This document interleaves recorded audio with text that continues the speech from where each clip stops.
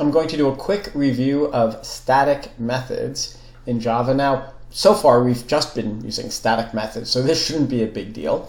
But anyway, here I have a class called Rectangle, and you know I like to line things up. Here's the beginning and end of the class Rectangle. Inside of the class Rectangle, I have 3 static methods, and we'll get to what static means again, and I think it's easiest to understand static once we do non-static methods. Anyway, here's a static method called area, and just to be clear, because I think some people are still a little bit confused, the area method requires that I pass it 2 integer values, one called len, one called width. Obviously, this is the length and width of a rectangle, and the name of this is area, and I'm going to return an integer value. So the word in front of the name of the method is the type of thing that I'm returning. I could return an int or a double or a string or objects, actually. We'll get to that. Anyway, I'm returning an integer and I'm passing in 2 integer values. And the integer I'm returning happens to be the area. I have another static method called perimeter, also takes len and width, and this time I'm returning the perimeter, an int called perimeter. So here is the main method, and the only special thing about the main method is it's really the starting point of running the program. Here, this is what I'm going to run, and I'm actually calling, here I am inside a system.out.println statement, I'm calling the area method, and I'm passing it the values 3 and 4. So 3 gets passed into len, 4 gets passed into width, and when this runs, this is actually making the area method run and evaluating the area, which, as you know, is 3 times 4. This should be 12. So I'm actually running the method right here. Underneath it, I'm running the perimeter method, and I'm also passing it 3 and 4. And just to be clear, these values 3 and 4, well, what's really happening is I'm passing a copy of 3. So len becomes 3, I'm passing a copy of 4, width becomes 4.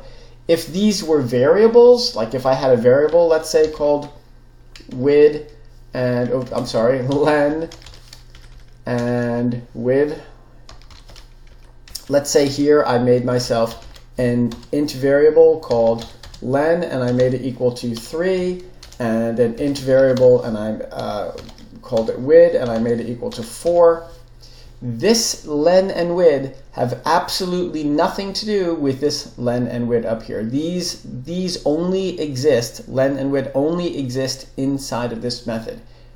These len and width only exist inside of this method. They have absolutely nothing to do with these guys. I just happen to be calling them the same name, but I'm still passing the value of len into this len. So anyway, let's return to what we had, and we could call this 3. Hopefully that makes sense, and we could call this 4. And if I compile and run it, you know how to do this by now. I'll run the main method. You can in fact see that I get the area of the rectangle and perimeter rectangle. It works. So I just want to do one last thing, because oftentimes, and this is just a style of programming, oftentimes you will see the main method written in a separate class, and I'm gonna do that just so you can see. It doesn't matter what well, I'm gonna call the class tester. It doesn't really matter, but let me just get rid of everything in here. You know, this routine, except maybe the name of the class. Get rid of all the comments, and I'm going to paste into it just the main method. I know this looks a little weird right now, but let me just, all right. So I now have this class called tester, and let me just compile that.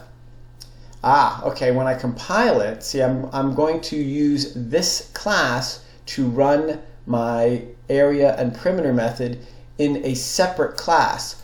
Well, if I want to access a different class, I've actually have to name the class, which happens to be rectangle. So let me call this rectangle, and let me call this guy rectangle also. Okay, so just so you can see exactly what we have now, this is my rectangle class. I don't have a main method in here anymore. I just have the area and the perimeter method. That compiles fine. Great. So again, rectangle just has these 2 methods.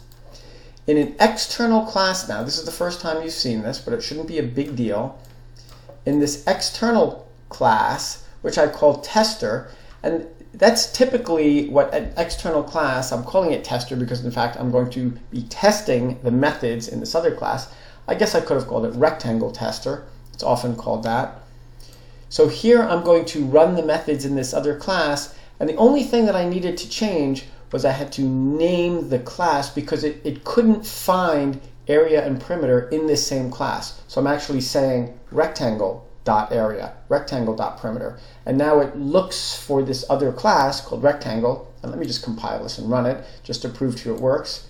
And look how nice BlueJ is. It puts a little dashed arrow to show that this tester is now running methods in this other class. If I run it, it'll work exactly the same.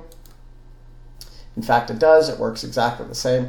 But I just wanted to show you this style of writing code. This is often the case where you'll see an external class testing methods in a different class, and it's often called the tester class. Sometimes they refer to this other class as the client class. And again, the only thing that I had to do to make this work was I had to name the class that contained these methods that I was interested in.